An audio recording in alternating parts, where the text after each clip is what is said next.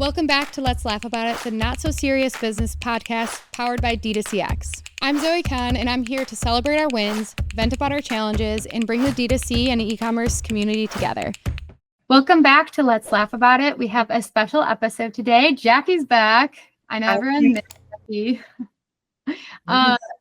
And we got some questions, some Q&As from the crowd, which if you ever do have a question, please comment on either YouTube or put it in the show notes. Or well, can you put a comment on like Spotify and stuff? I think you can now. You can.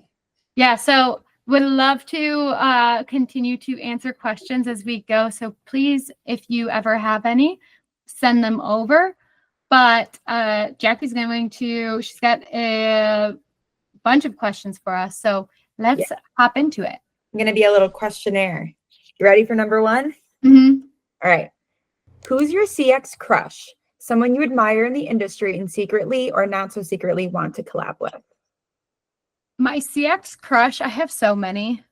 I guess so, my not so secret CX crush is Ren from Tushy.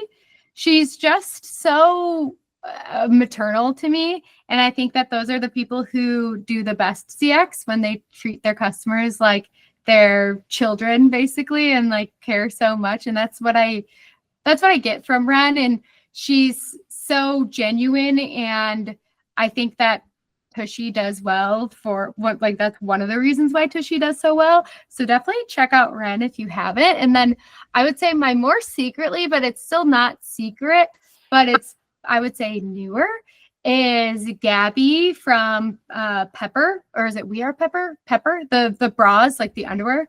Yeah. I actually just I just met with her because I admired her online virtual fitting thing that they have there, and it's a really, really cool experience, and it's thinking outside the box. It's like simple, but a lot of companies wouldn't do something like it because of the work or the bandwidth and things that like seem kind of hard, but it was such a good experience. I did a virtual fitting with them, and they also were just so kind, and I'm actually going to make a newsletter about it eventually.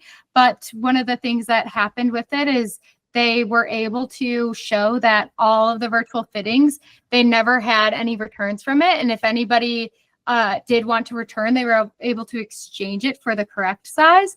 And they hadn't looked into it yet, but I bet you if they looked into the lifetime value of those customers, that it would be higher too. So she's my not so secret crush as well, Gabby. Love it. Good answers. Jackie approved. Mm-hmm. All right. Number two, what's been your favorite piece of content you've created so far?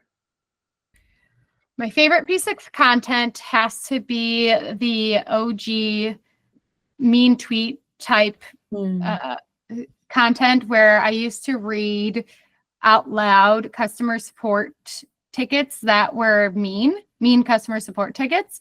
And they did really well, but they also kind of like stirred up some drama, not so much drama, but like it was kind of controversial. Mm-hmm. And I kind of want to bring them back. So if anyone has any mean customer support tickets that they want to send anonymously, I'll read them on LinkedIn. Yeah, that's a good call out. People really should send that in, because like even the ones that we gathered when like you did that the first time were so like crazy. And I just feel like there's got to be like specific brands that I know like would have crazy. Everyone has mean customer support tickets. And so it's just like, also, I think it's a way to get people to stop being fucking mean to customer support, because they're real people behind the scenes. And maybe I'll have to, at the very least, when this comes out, we'll have to resurface some of the content and repost it. Yeah. So that I could show you guys. I actually have an embarrassing confession to piggyback off that question, and Zoe knows this, but I used to be very mean to customer support. I used to but it was like more of a tactic of like, I really want, like, it was almost like, let me be mean to them before they can tell me no to my request. And I would just like send something in, like kind of going off. And then it wasn't until that I was on the other side that I was like, That's a real, because you kind of do get to a place where you start to assume it's a robot.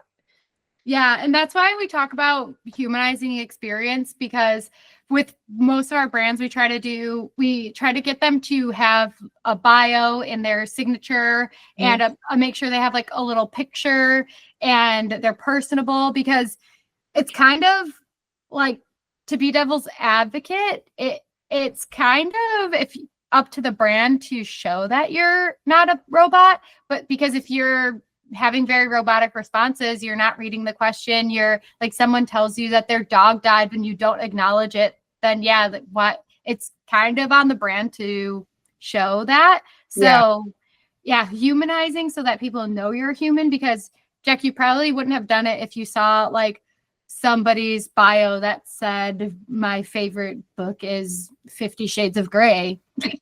Yeah, that's an interesting like book that came to your mind. But okay, go off. But right, you would have been nice to them. No, I would have.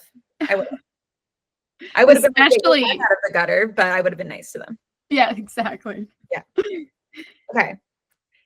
Number 3. What's a customer support horror story that still haunts you?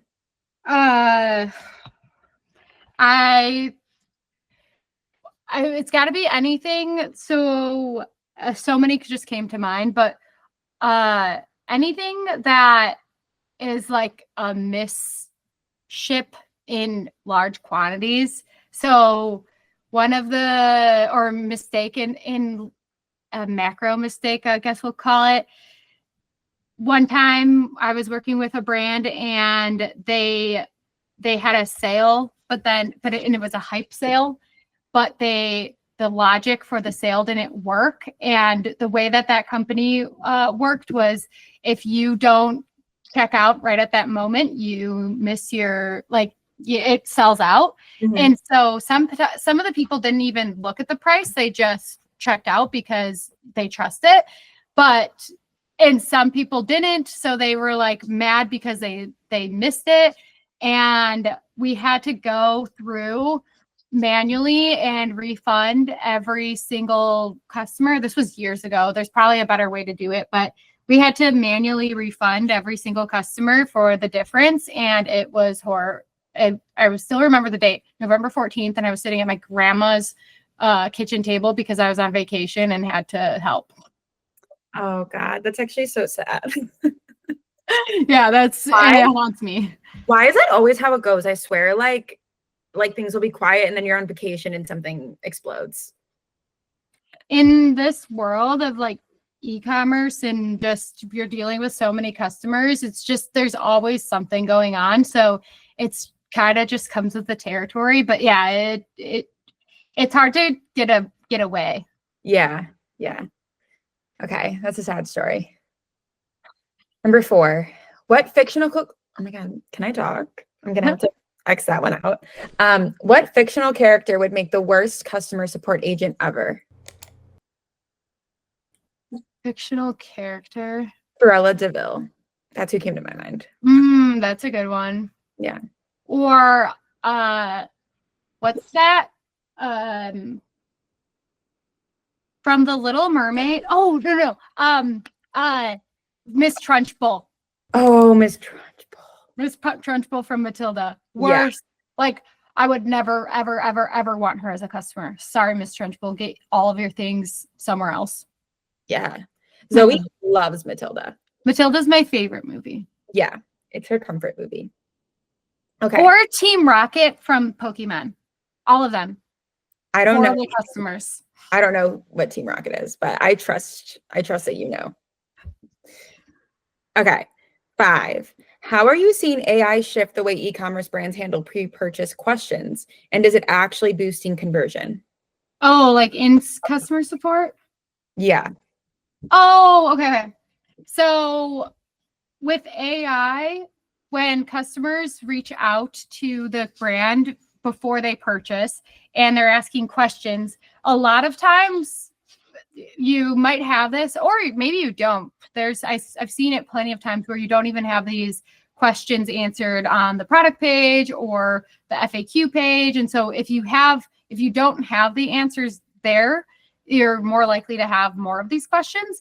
But even if you do have the answers to the questions right on the page, some people miss it. They don't see it. They're lazy. They don't want to search for something. Ideally, you don't want your customers to have questions so that they purchase right away, but it's inevitable that there's always questions. So training AI to answer these most common pre-purchase questions has helped with conversions because, and yes, it is actually boosting conversion because if you have a human replying to them, these questions are less urgent for the most part because you're usually dealing as a human, you're dealing with people who are angry, you're dealing with address changes and all of these things that are more urgent and a bigger priority. So some of these pre-purchase like random questions that a lot of brands, rightfully so, kind of answer later on because they have a ton of customers who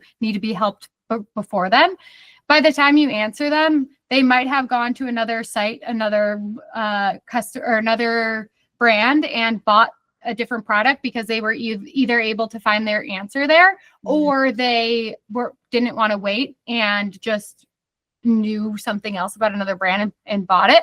So it is really nice when you train AI to answer those questions because AI can answer it immediately, even if you don't have a human there. And I've seen this work really well because I've watched the revenue driven associated with AI rise as you get more questions answered and the revenue driven from CX rise in a result of that. So it is really cool. Yeah, I would imagine, like hearing you talk through that, I thought of like, especially like nowadays, I feel like so many people have food allergies or like food aversions. And like, for example, like if there is mayonnaise or sour cream in any of your products, I won't eat it. No, but like mainly that's more of a joke, but like mainly like gluten-free, like, et cetera. If I was gluten-free and I messaged, I wrote into a brand asking if their product was gluten-free, but then like I knew another one for sure was, and I don't get an answer back right away. Even if you're the one I wanted to order from, I'm just gonna like, instant gratification. I'm going to go to the other company and I'm going to order their like product. If I know for sure it's gluten-free. So yeah, I could see that being like huge. Yeah, that's such a good example. Or if you're in apparel, it does this run small or large. Yeah. And those things are questions that, yeah, if you can give them their answer while they're still on the site, they're going to purchase quicker. And it also gives you an opportunity for the AI to first answer that question, but then also you can upsell. If you answer their first question, you're able to like educate them on the rest of your products. But if you don't even answer their first question, you might lose them in general. So you're increasing conversion and building the sale. Yeah, for sure. Good answer, Zoe. Thanks, Jack. Okay. What's one underutilized CX moment in the customer journey that you think brands should pay way more attention to? I believe that the email, SMS, and even app notifications and journeys are way too transactional. And so transactional meaning you email your customers when you have a new product or a sale or whatever, but there's email and SMS is actually a really good way to engage with your community and train them to want to open your emails and talk to them about your brand or the mission that you're behind or different things that your brand is doing outside of just selling product. I think that it's a good experience to tell your customers about events that you have going on or plan a charity something. Or if you're, for example, at Chomps, we would send out newsletters that had like recipes and tips and tricks for getting more protein in your diet. That wasn't just, hey, buy our meat sticks. And we even had a champion of the month every month that we would highlight a customer every month that would tell their story about what they use Chomps for. And it was cool because people like meat sticks would change people's lives and help people become more healthy. And so I think that those types of moments are a great way that you can connect with your consumers. And maybe you don't see conversion from it You kind of have to take away the moments of seeing like, oh, that email didn't drive any revenue, but we sent it out anyways. There are ways, like we would still put, shop this champion's favorite flavor for 15% off and still have ways that we could bring sales. But I think that is a good example that it's underutilized and not in just used as transactional and not CX moments. Yeah. I love the champion of the month thing. I don't know. Yeah, it was fun. It's so cute. Okay. Number 7. If you were advising, okay, this is kind of like a long-winded question. So like short answer to this. Because I feel like you could talk for 5 hours about the answer to this question. But okay. You were advising a fast-growing e-commerce startup. What would be your 90-day plan to turn CX into a competitive edge?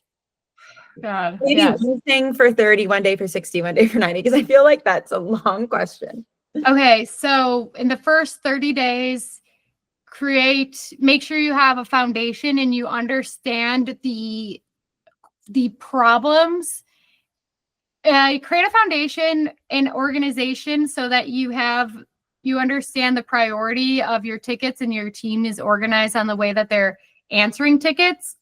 So 30 days would be like customer support based. Mm-hmm. And then after the 30 days of getting a foundation of understanding the organization and the game plan for your CS team, and then collecting analytics, that's the first 30 days.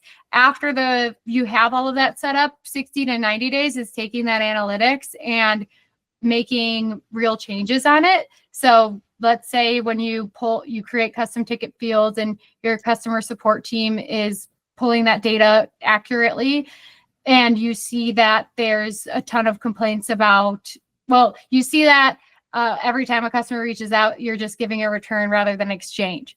Then create a plan to train the team, fix that issue. Or maybe your issue is like you see that there's a ton of missed ships for this product. Then you create a plan to work with your operations team to do this. Or maybe you see that your customers are asking for this product. Then you work with product development. So the first 30 days, CS focused, and then the next 60 to 90 days would be like cross collaboration and feedback loops to use that data to have a competitive edge and improve your customer experience. Love it. That was a good question. That was a good question. It just has the potential to be a lot. Yeah, I could keep going. Yeah. No, we've written up a bunch of 90-day plans. I'm like, she could talk a lot about this. Okay. How do you see customer feedback loops evolving with generative AI in the mix? Okay, so now that we have AI, we could pop a bunch of data into the whatever chat GPT or whatever you use for your model and ask it questions so that you can relay feedback and you could be quicker with understanding lots of information and asking the AI questions about that information so that you can take that. And every time it happens all the time, a leader in a different category or different part of commerce comes to you and asks, do customers ever blah, blah, blah, do this? Or what do you see when customers what are customers asking for nowadays? Or what's the biggest pain point? You can pull all of your information into AI and ask them literally the question that their coworkers are asking you and come up with a game plan and give them feedback loops on that. And you can even create automations on it. It's really great. It's taking away a lot of manual work and allowing us to work harder or allowing us to work smarter rather than harder. And definitely something that everyone should use and learn how to do if you're not already. Beautiful. That was also a very good answer and a very good question. Thanks. Let's see. What role do you think I like this question actually. What role do you think AI should never play in customer service? Where should humans always lead? I don't think that AI should these ones are, the general questions are really hard for me because it's so brand dependent. I was going to say, I don't think that AI should ever play a role when it's a very emotional. So let's say there's a customer who like had a death in the family. I don't know. But then again, I also think that AI could do a good job at this. So that's why it's like hard for me. But I think that's if you're able to have that human touch when there's like emotion of all involved, it's more genuine. And like if someone was to find out that they're like this robot was like they thought it was a human and then they find out that it's a robot, that could create some kind of like, I don't know, make you like feel weird as the person on the other end, like, oh, I thought like somebody was actually like, yeah, but it was a robot. right. So if you are using it, I just think that we should inform the customer. I don't want to say never, but when things are, I think we have a long way to go. Maybe not even a long way, but I don't think that AI is set up well yet out of the box to do multi-step support.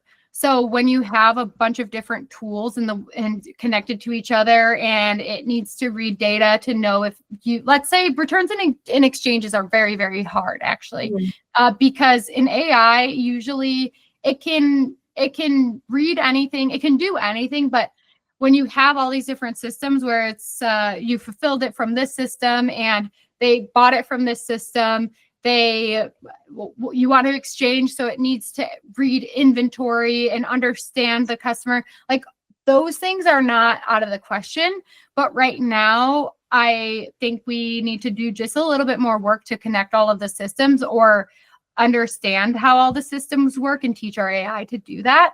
That's somewhere where it takes more work to build out. So those are, I wouldn't say never, but right now it's a little bit harder to do. Yeah. AI is so interesting too, because it really is crazy, like how AI can act if you do a bunch of training. Because I totally could see a world where like AI could totally handle those questions. But yeah, I guess it goes to like you'd want your customer to know they're not talking to a human. But I do think AI could do a good job at it. Like I even remember with training AI once, like somebody wrote in saying like, oh, I didn't mean for this order to be placed. I'm like not doing well financially right now. And I actually was really impressed by the way AI answered it. So yeah, I don't know. Well, not to go on an AI tangent, but I think there's like memes and there's controversial thoughts about this, but using AI as like a therapist and someone to talk to, I actually think it's a great idea. And I think that AI sometimes has better answers than even like your friends and family because it's unbiased. Yeah. And I think that also AI, like their answers they are sometimes I've talked to it and I've actually like used it for this stuff where to me, it's kind of like journaling, except you get some like feedback.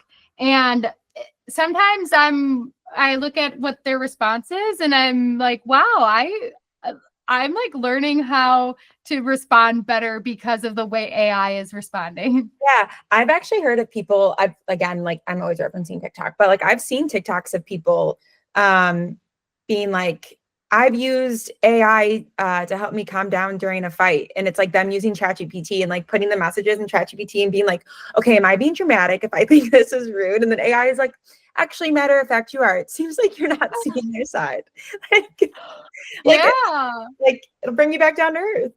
Yeah, I think it's a touchy subject right now, but yeah, we just want to be genuine with our customers. But yeah, it does a pretty good job.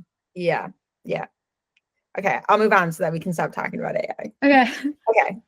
Okay. What's your favorite help desk platform and why? And then they said, we're ready for hot takes. My favorite help desk platform is Gorgeous. I have tried all of the help desks over the years, and there just isn't a better player in the space.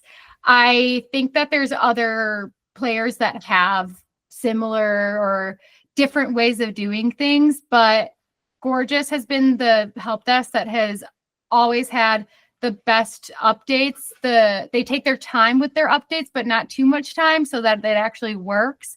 It's affordable if you understand the pricing, and it's worth it if you use all of the tools, just like any tech. Sometimes people don't even understand all of the things that you get from Gorgeous, and it's basically add-on to the help desk part. And also, one of the biggest and coolest things about Gorgeous is that the team and the founders really, really care about their clients and the customers that use their product and are always innovating to help them. And I haven't seen another help desk that cares as much as they do. And I just think that I haven't seen good competition, and I've tried many, and tried a bunch before Gorgeous. And yeah, it's just the best.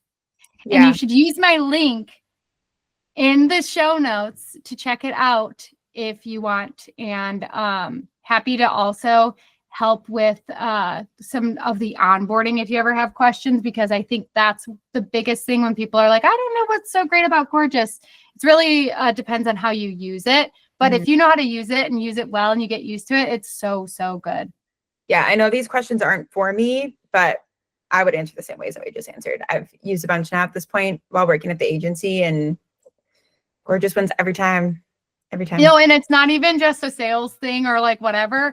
Everyone at the agency now too is like, oh, can you please put me on a client that's on Gorgeous? Or like, God, no, they're not on Gorgeous. Okay, I guess I'll work on it.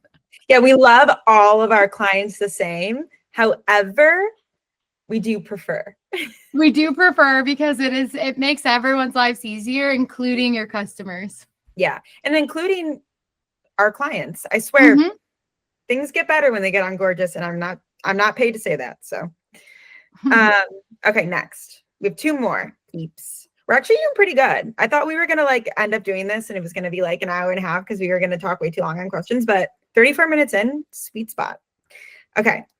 How do you evaluate whether a CX tool is really helping customers or just making things slicker for the brand? There's a bunch of different ways you can evaluate this. I'm trying to think of an example of the second part of that question where it says just making things slicker for the brand, just for the listeners to understand the question a little bit better.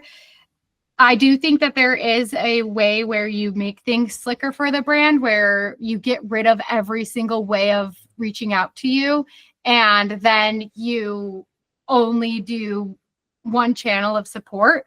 And one of the biggest ways to evaluate this for the company is what your brand image is, your public brand image is. So what people are saying in reviews, what people are saying in Reddit threads, what people are posting on BBB, what are people saying in your comments, saying like, I reached out to you, I gave you a call, but you guys didn't answer. And then the brand's like, well, we don't even have a phone number, but they do have a phone number. It's just on their Google and not on their contact page. And I think that's how you see is what the people are saying. And you could also see it from your customer satisfaction rating. But sometimes if their brands are trying to make things just slicker for them and not the customer, then they might not even have a CSAT on. So I think it's the public brand image is really how you can see whether someone's CX is helping them or their customers.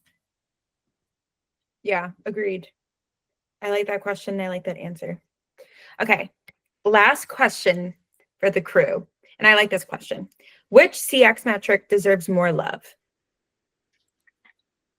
I think that customer lifetime value of the customers who reach out to your team.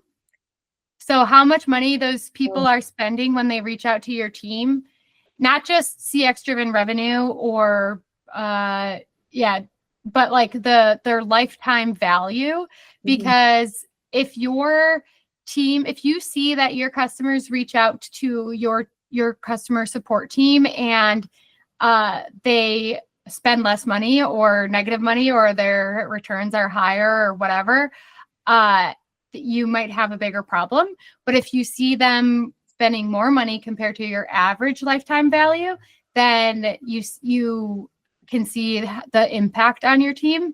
And I also want to note that it's not just the support team, it's actually the brand in general, because the support team can only do so much. If you have bogus rules or a bogus product, it really comes down to like, do you have a good product?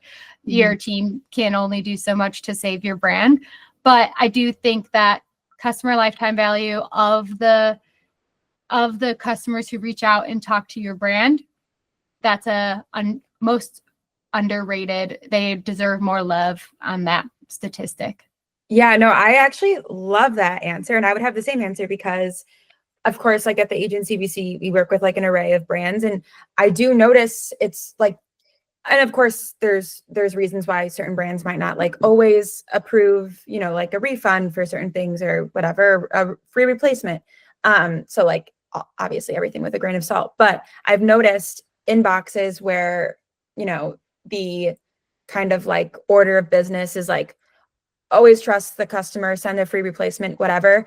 They'll all respond being like, this is amazing, you have a customer for life. And I'll notice like, then they're a customer who, they become a customer who just writes into the inbox just to like say like, hey, loved your recent email blast. Like they start engaging with the brand. And then I'll notice that, the first time they messaged in, they only had one order. Now all of a sudden they have 5. Like you really do.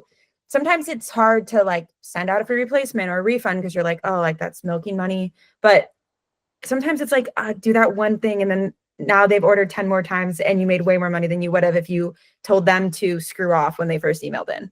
And they tell their friends instead of telling their friends not to shop for you. I wish there was an easier way to measure the word of mouth from the customers who reach out to support. We're always looking for that viral tweet or that viral LinkedIn post or whatever that people like really liked your support, but it's hard to measure, which makes CX hard in general. But it's kind of like the NPS score, the Net Promoter Score, but for the people who reach out to CX. Like, would your people who reach out to CX buy again, and would they recommend you to their friends? Those are what you're looking for. And I think that it needs to be looked at separately than overall customers in general. Agreed. Yeah, I like that question. Well, that's all we got today for questions. Those were all really good questions. I actually really enjoyed that. That was great. And thanks for being our little MC, Jack. No problem. It was fun. And if you haven't already, please like, comment, subscribe, send this to your grandma, send it to a friend. So subscribe to our newsletter if you haven't already, where we send out updates on new episodes, events, everything. And we'll catch you in the next one. Catch you on the flippity flop. Peace. Bye. You know what to do. Like, comment, subscribe, and catch us in the next episode. And thank you for listening.